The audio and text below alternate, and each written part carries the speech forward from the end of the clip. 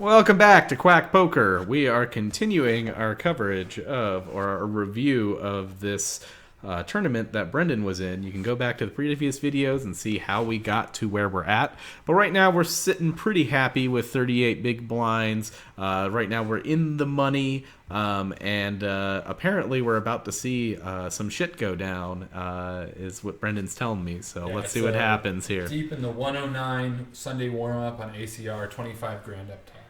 So we got some money coming for us. Folds to us, we got 8-5, and so you set you 8-5 suited, and you told me already this is a saucy hand. So I assume we're raising because we're just like, I'm almost a chip leader at this table, and you guys are playing tight. I just want these fucking blinds. Yeah. We're in the cutoff. I think that's reasonable. Okay. I tend to get pretty aggressive in these situations. Okay. So I think we have a lot of good reasons to raise here. Yeah. Yeah. I'm not too crazy. No. I think we're totally fine just trying to steal the blinds here. It's suited. Yeah, and I think this table's played relatively tight, although looking at everybody's stats, it seems like a lot of solid players, but it's fine. We see a pretty shit flop for us. No green cards. Yeah, no green cards. We hit bottom pair. So I think this is where we need to start talking about like the path for the entire hand. Yeah. And the question is, if we have check or bet. Yeah. And if we check, do we want to check call, check fold, check raise? Yeah. If we bet, do we want to bet call, barrel? What are we doing? For me, I just like to bet here. I mean, yeah, I agree. I think check calling, we're gonna have to check call, check pray, like as one of our heroes says, like it just doesn't really seem right. And if we bet right now, we can maybe even make some things that are better than us fold, like pocket 6s, 7s, 8s, 9s. Yeah. It's just a better trajectory, I think. Yeah, I mean, this all sucks. I think we're gonna bet here for it's kind of for value and for a little bit of protection. And like you say, sometimes we fold out slightly better hands than us. Yeah. Kind of a weird spot. It's not a great spot. Yeah. My intent is basically I'm going to make one bet here, and then hopefully either he calls with the worst hand, wants to see a free card, doesn't get there, and we win.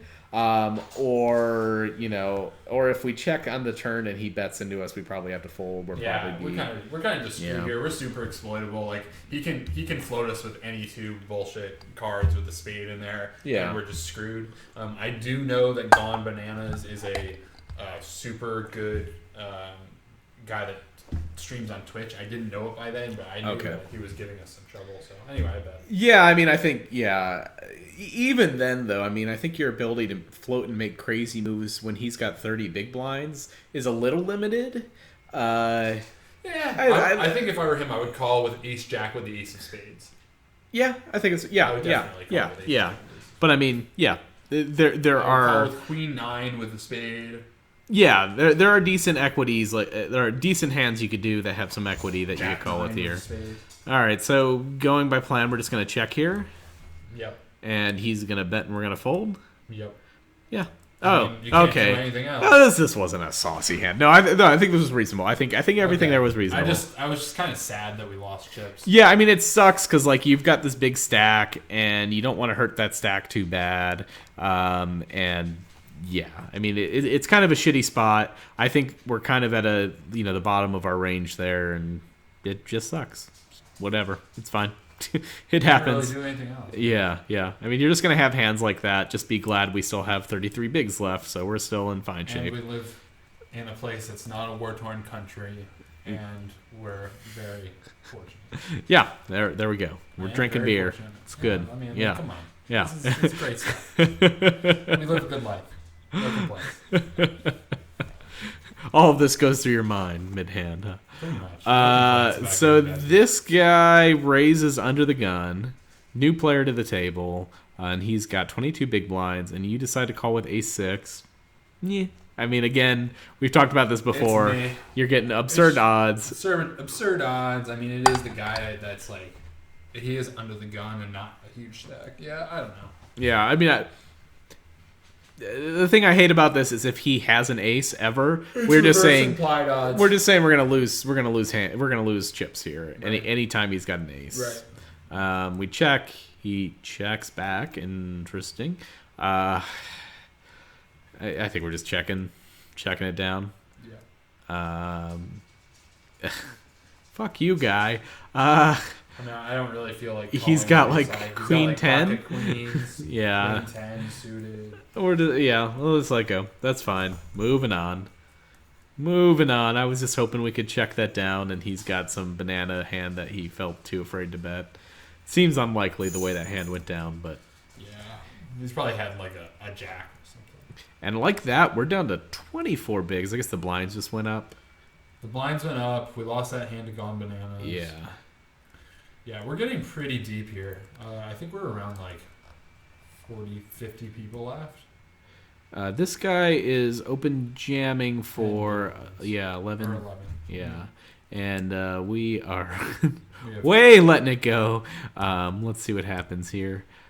Hard 4-4 card. Seems like a reasonable play. 66, and I can't see Jack. Oh god, no, it can't be Jacks because the other one's green. Can I move these? Yeah, I can. Jack. Oh, he does have Jacks. Okay. Seems like good plays all around. Yeah, I think that's reasonable. Yep. Yeah, see, the problem is the video covers this part. We didn't have a player in that seat for the longest time, so it was all good. There, you guys can see his stats, sort of. Anyway, Jack he's got there. So yeah, makes a lot of sense. All right, Deuce 3 goes in the muck. Ace Queen here, going for I think just a standard open. Yeah, I don't know. I don't want to raise there. Oh, why are you doing that, buddy? I think we talked about this hand in the car on the way to the card house once. So, yeah, puke. Yeah, I mean, we don't have really much info on this guy. This is a real weird thing to do.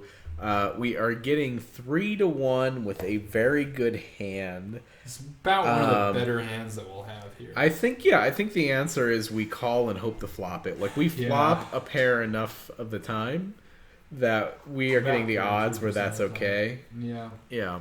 Yeah, I don't know. I think he's pretty strong here, but, like, I don't know. It just feels bad. Check, and he's going to, like, shove or some shit? No? Okay. Check, and he's gonna. Who knows? Yeah, and then we just have to fold. Yeah, fold. I mean, I think our plan was calling there and hope to flop something, and I think we got the price to do it. Yeah. So I think it was fine. It was, but it always hurts losing chips, especially like a big chunkier stack in these spots. But you know, we still had a big enough stack where that was okay. I think it's all fine. Unfortunate, but fine. And we're still in okay shape. We're again getting to that shitty stack size where we're just waiting for a hand, but that's okay. Here we are with Ace 10 suited.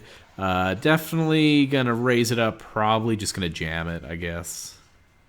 Yeah, I don't know why. So my plan here was to raise and then raise call. Yeah.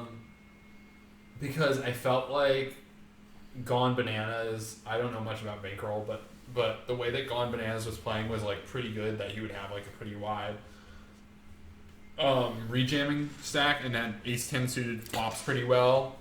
I know that jamming will net a profit, but I mean, we have like 14 big blinds, so maybe I would jam more if I had like 12 or 11. Yeah, I mean, I guess the fact that we're in position and we've got a hand that flops well should encourage us more to be in the raising as opposed to shoving range. That should encourage us to do it more. Whether or not you should still just shove it here, you know, some people would argue that your hand looks a lot stronger when you're just betting here for sure with this. But I think I would do this with like 6-8 suited also. Okay, I mean, if you're saying you would do it with that, then it's probably okay. I don't know if I would actually agree with you doing that, but it does take it down. Okay. Letting that go, I'm sure.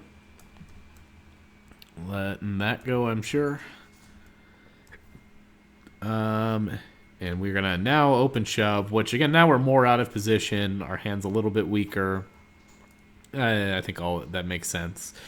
We get called, by a 21 big blind guy, which is pretty. He doesn't even shove. He just calls us. This is not great. And that's it. No. You did not win. We did not get the heads 16th up. place or something like that. Oh, okay. So it was getting real short at this point. Yeah. $200 or something like that. Yeah. That's a shame because you were getting pretty close, and you could see. I mean, this is the shitty part of tournaments where it's like everything's going fine. You're not really making any big mistakes, but it's just like you have to play a couple hands. They each take out a quarter of your stack, and then you're just in shoving range, and you have to shove, and that's it. That's tournament poker. There's a coin flip. Yeah, I mean, fun fact: Gone Bananas goes on to win the tournament for $25,000. Fuck that guy. You said he's a he streamed it. Yeah, you can look at his Shark Scope graph. It's like literally like down to like 4K, like negative 4K, and then it's just like peaks up. And I think he also won a bunch last Sunday.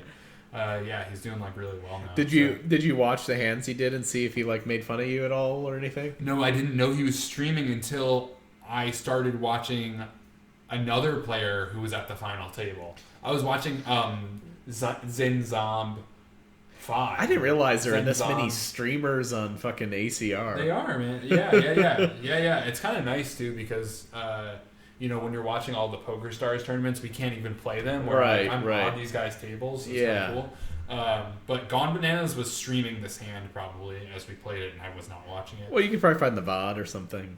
Yeah, I guess I could.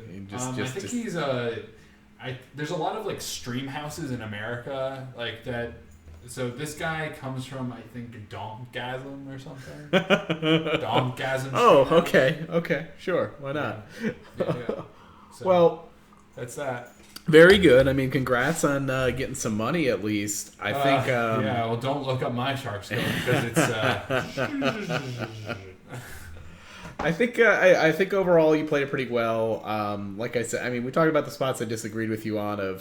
I think sometimes you're calling a little wide on those shoves from other players. But I think I don't even think you're calling a little wide. I think you just need to make sure you're stopping and thinking about like, who is this player? What do I think they're doing? Do I actually think they're shoving an ideal range, or are they doing something else here? Just stopping and thinking about that. It's one of those things you'll never really know you're right unless they unless they show up, shoving with deuce 7 or something. You're like, oh, I knew you were shoving loose, but otherwise, like, you can never really know you're right. For sure. But you got to use that's part of poker is you use the information you have, and it's imperfect information, but you try to make guesses based on that and go from there. We'll never know if they were right or wrong, but I think a few loose calls there, but we got there. I think otherwise, there were definitely some interesting spots in this tournament, and I mean, it was definitely one of those tournaments though where you were dredging the bottom for most of it, and that's how some tournaments go, and eventually you either win all your flips or you stop winning flips, and this happens. Yep, very sad. Well, cool. Thanks for sharing that. I hope people enjoyed it. Let us know if you enjoyed it. I am still drinking that pale ale, the Fire Rock Pale Ale from the last video from Kona. It's very good. But please subscribe. I'll continue to have more content, not just tournament reviews, but I'll actually go back to playing some stuff and recording the playing, and you'll see it here and all that. And let me know what you guys think. And let Brendan know if you liked him being here. He also posts on Twitter a lot more than I do, so you can tweet at him and stuff and all that great stuff. And if you like this type of content, let us know. We can do more of it. Thanks for watching.